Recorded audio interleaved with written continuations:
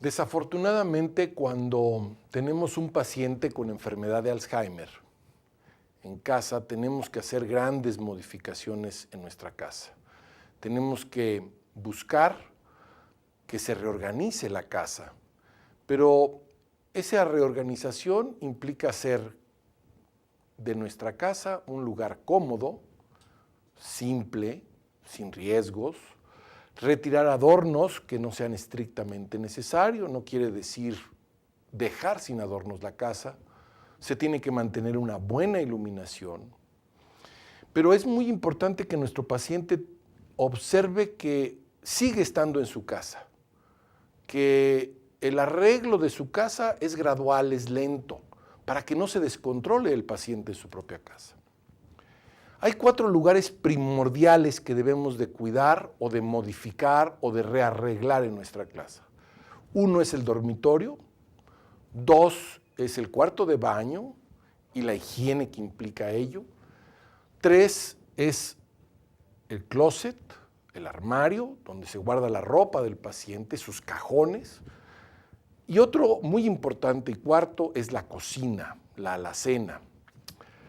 Entonces, empecemos por el concepto general de la casa. La casa, como ustedes ven en esta imagen, debe de mantenerse con pasillos y espacios limpios, abiertos. Tenemos que retirar obstáculos como tapetes, alfombras, cables del suelo, que pueden generar fácilmente caídas. Tenemos que cuidar que la casa en general tenga una buena iluminación y que haya siempre luz nocturna permanente.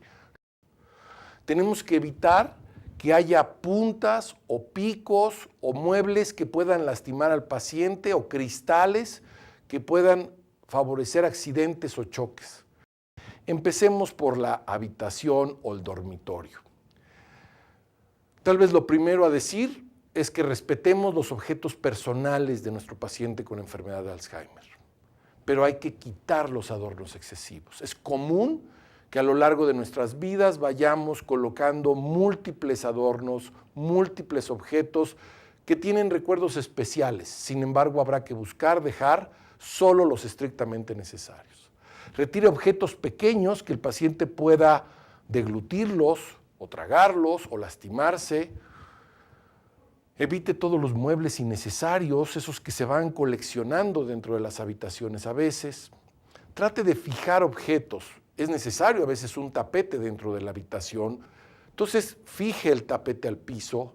Si son lámparas de buró o lámparas de piso, fíjelas también. Instale luz de noche, eso es obligatorio.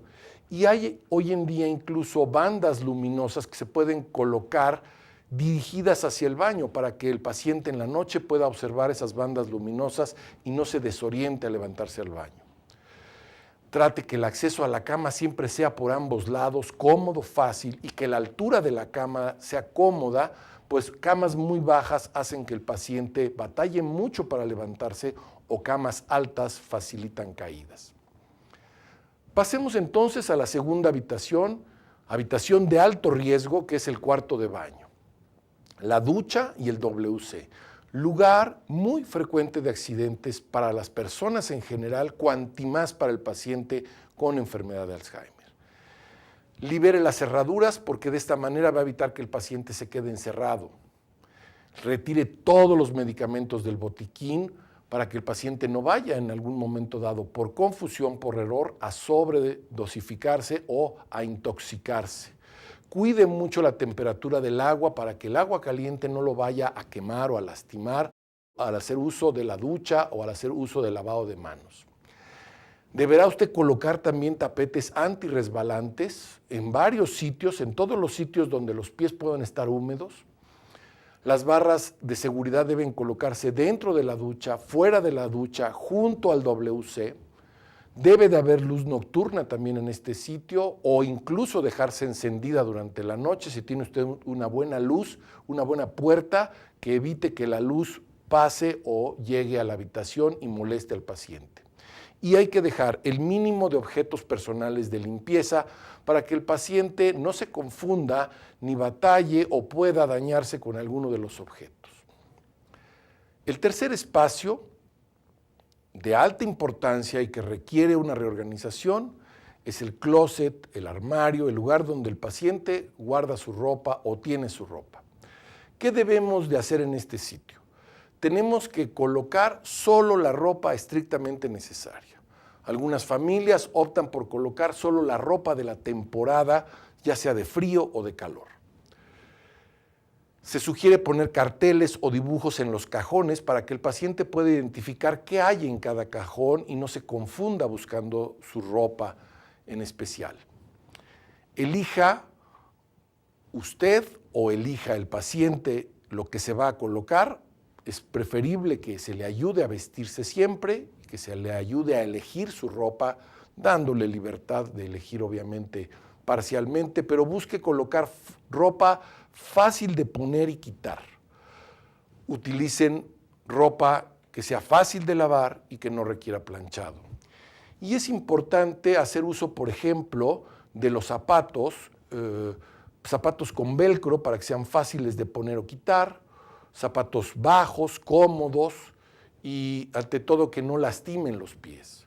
Eviten todos los zapatos que tengan agujeta, pues puede dañar o ser difícil para el paciente el uso de ellos. Y el otro lugar que es importante y que no podemos olvidar y que también es otro sitio donde suelen pasar problemas y que hay que tomar precauciones extraordinarias es la cocina y la alacena. Aquí el riesgo es autolesionarse. Debemos guardar bajo llave los electrodomésticos y dejar la cocina totalmente libre de electrodomésticos. Debemos evitar que estén a la mano cerillos, encendedores, todo lo que sea cuchillos y materiales punzocortantes o que puedan lastimar hay que eliminarlos o guardarlos bajo llave. Las llaves del auto que suelen dejarse a veces en las cocinas o en algún otro sitio de la casa deben de estar bajo llave. Y lo mismo que todos los productos de limpieza que puedan ser tóxicos o productos en general que no deban de estar libres a la mano del paciente. No es raro saber que algunas personas ponen en botellas de agua solventes que pueden ingerirse accidentalmente. Entonces, cuidar todo esto y guardarlo bajo llave.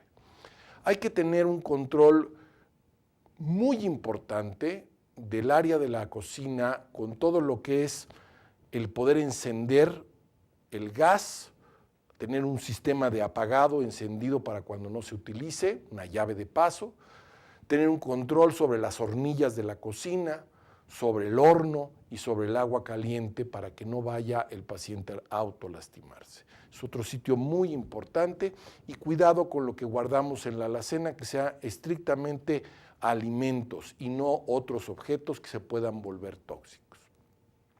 Dentro de esta misma área es recomendable que lo referente a la alimentación del enfermo tratemos de utilizar platos que sean y vasos que sean irrompibles o vajillas que incluso tienen ventosas en la parte inferior y se adhieren a la mesa para que no sea fácil voltear los platos o volcar los platos. Los platos deben ser más grandes que los alimentos, de esta manera se facilita tanto la higiene durante la alimentación como se facilita el que el paciente pueda comerlos con más facilidad. Y se sugiere manteles de plástico de otro color diferente a la vajilla para que el paciente sea más fácil que los pueda identificar y no se confunda. A manera de término, les diría que como consejos generales es muy importante que coloquemos ciertos objetos dentro de la casa en general. Uno de los grandes problemas del paciente con enfermedad de Alzheimer es la desorientación en tiempo. Es muy importante colocar un reloj o un calendario grande donde el paciente diariamente se ubique. Que tratemos siempre de dejar todos los objetos de uso común, de uso diario, en el mismo sitio para que el paciente no batalle. Y es fundamental que las casas tengan sistemas de alarma contra humo para detectar cualquier situación de accidente. Evite, cuando hable con su paciente con Alzheimer, elevar el tono de la voz. No tenemos que gritar porque no necesariamente implica que haya un defecto auditivo, ni el hablar con un tono de voz elevado favorece que entienda mejor. Recuerden que el problema es un defecto en captar la información, en entender o en comprender la información, no en oír. Evite lugares ruidosos o que la casa se vuelva un lugar ruidoso o donde haya muchas personas. El ruido y la confusión desorientan mucho al paciente con enfermedad de Alzheimer. Y sean cautelosos excesivamente con los pisos resbalosos después de la limpieza para evitar accidentes graves. Creo que de esta manera hemos dado un enfoque global de los cuidados generales en la casa, en el hogar de un paciente con enfermedad de Alzheimer. Esto es aplicable a cualquier persona que tenga discapacidades en sus funciones intelectuales, en sus funciones mentales, pero creo que lo más importante es resaltar esta imagen con la que cerramos este video, donde Robert Doisneau nos muestra cómo los pacientes, las personas con edad avanzada, pueden tener diferentes facies, diferentes expresiones en su cara que denotan lo que están viviendo. Si nosotros, médicos, y ustedes, familiares, cuidamos a los pacientes, las expresiones serán de alegría y de tranquilidad, que es fundamental para nuestros pacientes. Muchas gracias.